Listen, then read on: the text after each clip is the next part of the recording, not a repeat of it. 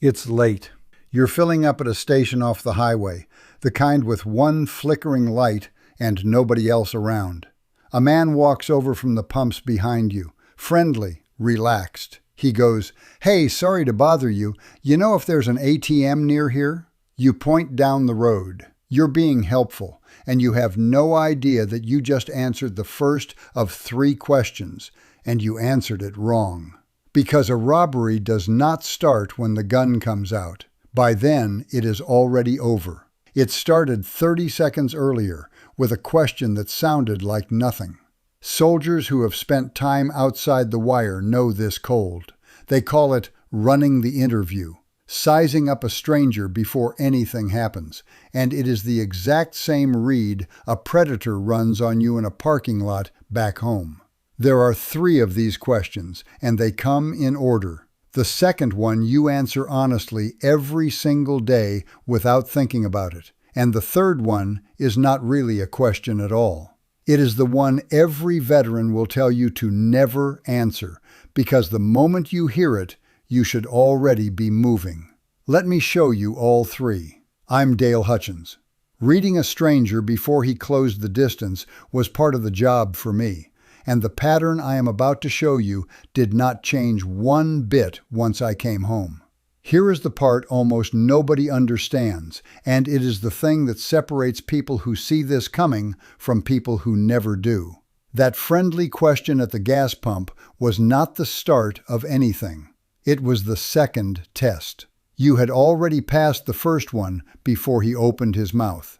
Back in 1981, 2 researchers named Betty Grayson and Morris Stein filmed ordinary people walking down a New York City sidewalk. Nothing staged, just pedestrians going about their afternoon.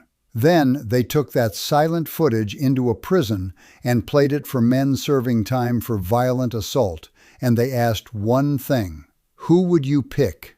The disturbing part was not that the inmates chose. It was how quickly they agreed with each other, and what they were actually reading had nothing to do with height or age or whether someone was a man or a woman.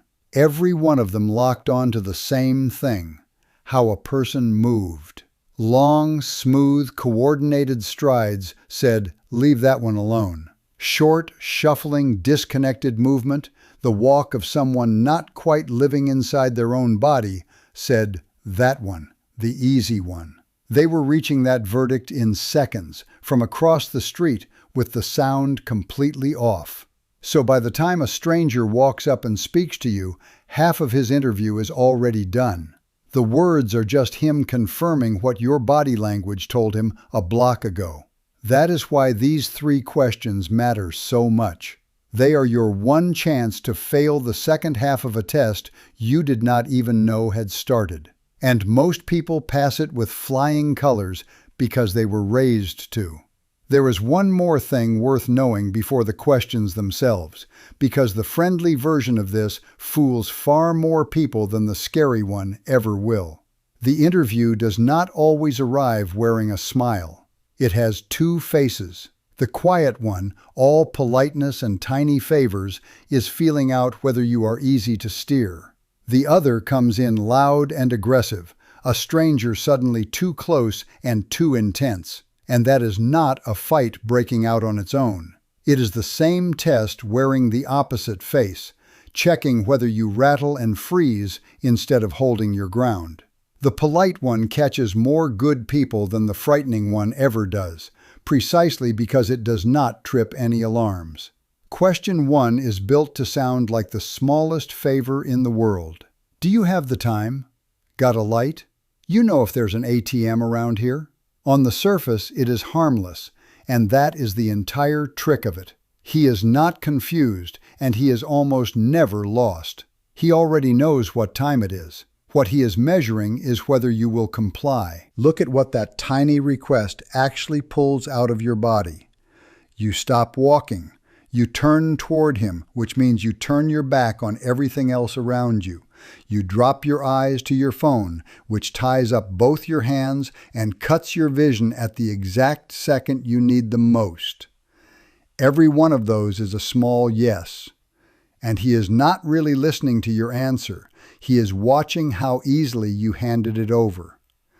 People in the personal safety world call this a compliance test, and it works on the same principle a con artist uses when he builds what is called a yes ladder, one easy agreement that leads into a slightly bigger one, because a person who just said yes is wired to say yes again.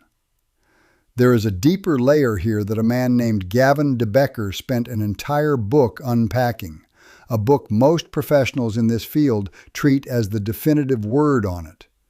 He describes a move he calls forced teaming. It is the deliberate use of the word we. We're in this together. Think we can figure out where this place is? Can you help me get over there? It manufactures a feeling that the two of you are suddenly a little team solving his little problem, and decent people do not walk out on a team. It feels like warmth. It is a tactic, and once you have heard the word for it, you cannot unhear it. Pay attention to where he stands too, because the interview is physical as much as it is verbal.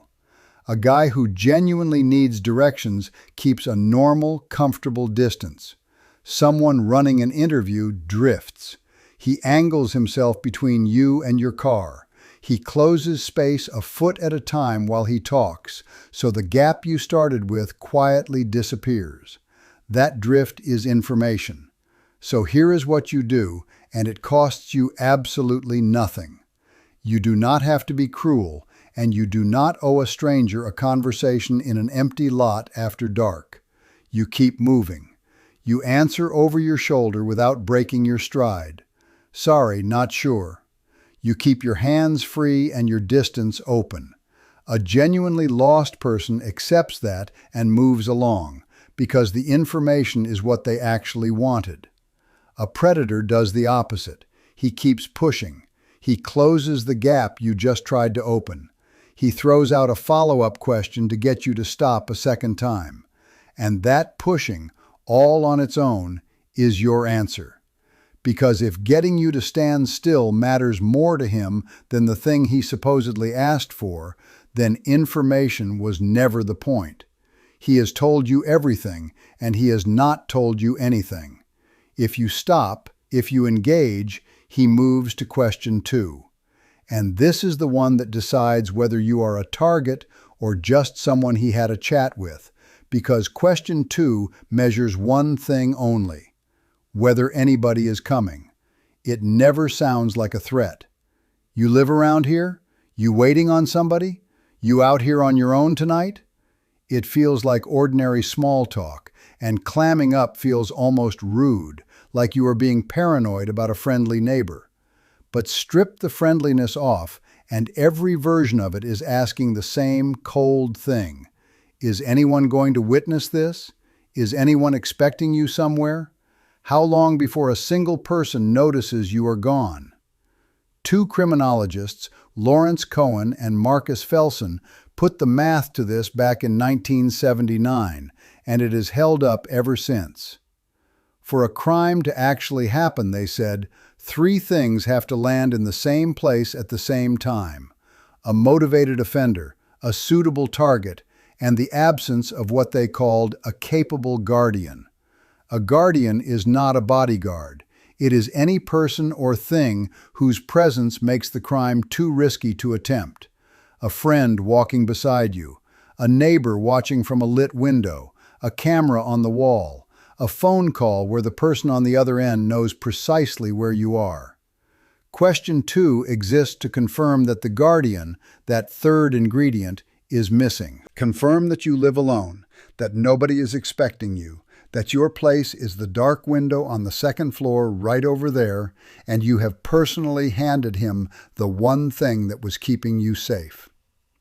DeBecker flags 2 more tricks that usually travel alongside this question. The first he calls too many details. When a person is telling the truth, they do not over-explain, because the truth needs no scaffolding. Someone inventing a reason to be near you tends to bury you in detail to sound legitimate. The whole saga about the friend he is meeting, and the car that died, and the phone with no charge, all at once, unprompted. The second trick is what he names typecasting. It is a small, throwaway insult designed to make you prove him wrong. You look like you're too good to talk to a guy like me. The instinctive human reaction is to stay and be nice and show him you are not stuck up at all. Staying is the whole trap. The insult was just the bait to keep you there. There is one more version of this you should know, because it hides inside a kindness. De Becker calls it loan sharking. He does you an unsolicited favor first.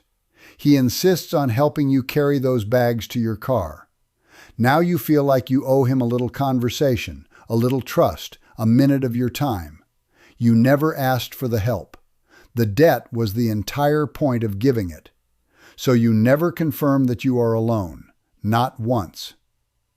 To a stranger poking at your living situation, the honest answer is that it is none of his business, and the smart answer is a small, calm, boring lie that puts a guardian right back in the frame. My husband is parking the car. My roommate is waiting on me upstairs. My buddy just ran in for food. He'll be back out in a second. You are not being paranoid, and you are not being dramatic. You are quietly erasing the entire reason to pick you, and it costs you exactly one sentence. Say it and keep walking. Which brings us to the last question, and I need you locked in for this one more than anything else in this video, because it is the question that actually gets people hurt. Question 3 does not even sound like a question. It sounds like you doing him a favor. Can you come look at this for a second? My dog slipped his leash over by my van. Can you help me grab him? Give me a hand carrying this. It's just around the corner. Notice the flip that just happened. The first 2 questions were about you doing some small thing. This one flips it so that you are the good Samaritan, the helper, and suddenly saying no makes you feel like the cold jerk who would not lend a hand. That reversal is the whole weapon. He is not asking for help. He is using your own decency as a leash. Because every single one of those requests has the same objective hidden inside it: to move you. From the light into the dark. From the open into the enclosed. From where people can see you to where they cannot. Cops and self-defense instructors have a name for the place he is steering you toward. They call it the second location, or the second crime scene. And there is a hard rule almost every one of them repeats, because decades of case files keep proving it out. Almost nothing good has ever happened to anyone at the second location. Your odds of walking away are dramatically higher right where you stand now, out in the open, beside your car, under a light, than they are anywhere a stranger wants to lead you. The whole reason to move you is to strip away the witnesses and cut off your exits before the real thing even begins, which is exactly why the interview happens at location 1 and the crime happens at location 2. And this is the piece people get fatally wrong. If a weapon ever does come out and the demand is get in the car, every instinct you have screams to comply, to do what he says so he does not hurt you. But the doctrine that police and survival instructors hammer is the reverse. The car is the second location. Wherever he is trying to take you is worse, always, than the spot you are standing in right now, because he chose it precisely for the privacy. Whatever you are going to do, you have better odds doing it here in the open than there where he has planned for everything. De Becker names the last 2 tells, and they surface right here at the worst possible moment. The first he calls the unsolicited promise. I'll just show you where it is, and then I'll leave you alone, I promise. Nobody promises to do the thing they were genuinely going to do anyway. The promise appears because he can feel your hesitation, and he is trying to talk you across it. The second, and he calls this the single most reliable warning a stranger can give you, is discounting the word no. You say no, and instead of accepting it, he keeps negotiating. Come on, it'll take 2 seconds. Don't be like that. A person who refuses to hear your no is telling you plainly that he does not think your no counts. That is the clearest alarm bell you will ever get, and it is your cue to be gone. So the rule is simple, and you do not bend it for anyone. The second a stranger tries to relocate you, the polite portion of this interaction is finished. You do not go to the van. You do not step into the alley. You do not follow a living soul around a corner to help with anything. You say no, flat and plain, and you open up space. You move toward people, toward light, toward the store, toward the camera, toward any guardian you can put between the two of you. And if a hand ever lands on you, you stop worrying about causing a scene, and you become the scene. You yell, you knock something over, you make the entire world turn and look, because his whole plan runs on quiet cooperation, and the single most disruptive thing you can do is refuse to be quiet. Now I want to be straight with you for a second, because this is exactly where this kind of talk goes sideways and turns people into anxious wrecks. The overwhelming majority of folks who ask you for the time or whether you live nearby or for a hand with a heavy box are precisely what they appear to be. They are lost. They are bored. They are good people being neighborly. Learning this pattern is not about treating every stranger like a hunter, and if you walk out of here suspicious of everybody, you did not get safer, you just got miserable. The point is actually the opposite. When you genuinely know the shape of the pattern, you get to relax around the vast majority of people, because on the rare night the pattern is real, you will feel it early, while every exit is still wide open to you. And that feeling deserves a lot more respect than most of us give it. That quiet drop in your stomach when a situation looks fine on paper but lands wrong in your gut is not weakness, and it is not you overreacting. It is the oldest and fastest threat detection system you will ever own, reading 100 tiny signals in a single second and handing you a verdict before your slow, conscious mind has caught up. De Becker's whole argument comes down to this. That signal is a gift, and the people who get hurt are so often the ones who felt it clear as day and then argued themselves out of it because the guy seemed nice and they did not want to be rude. You have been trained your whole life to override that alarm. Start obeying it instead. 3 questions. Do you have the time? Are you alone? Will you come with me? A polite person answers all 3 and hands a stranger the map to their own safety, one friendly reply at a time.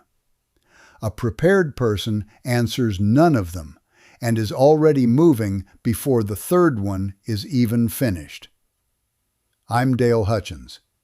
If this handed you one thing you did not walk in with 5 minutes ago, do me a favor and hit that like button, because it genuinely shoves this in front of more people who need it, and I make these because too many good people never got taught what a bad one is hunting for. Stick around, because there is a lot more of this coming. And think back to those inmates who could pick a target from across the street with the sound off before one word was ever spoken.